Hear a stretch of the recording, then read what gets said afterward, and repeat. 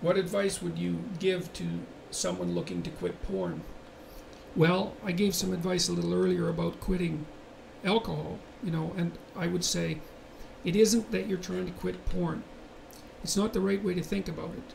The right way to think about it is that you're trying to figure out how to have a better life.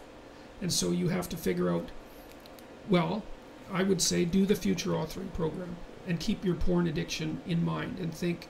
So in the first part of the future authoring program, it asks you a bunch of questions about what your life could be like in 3 to 5 years if you took care of yourself like you were someone that you cared for.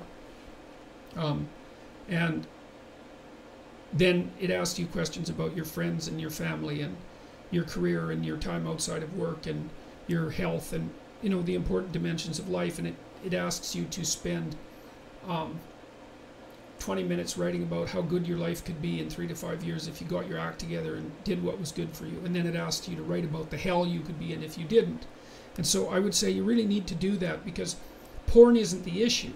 The issue is that you're not living your life the way you want to. And so you need a vision of life that's more compelling than the porn, and you need a counter vision too that frightens you, because otherwise porn is obviously extraordinarily gratifying in the short term, but you seem to be suffering from the medium to long-term consequences of its use. And so you need a story that you can tell yourself that's really deeply thought through about why this is not appropriate for you, how it's hurting you, and how it's minimizing you and perhaps making you embarrassed and ashamed and more socially isolated and all of that.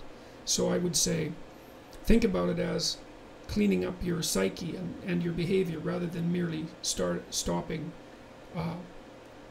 porn. You also might want to write down, and you could do this in the negative vision part of the future authoring program. You got to write down everything bad that you think porn is doing to you, because obviously you have some suspicions that this is not good for you, right? That it's actually harming you in some important way. And so you need to be fully cognizant of what those ways are and then take them seriously and decide if that's the pathway through life on which you wish to travel.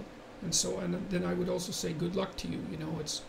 It's a very good idea to identify one of your weaknesses and work on it. You can strengthen yourself substantially by doing that.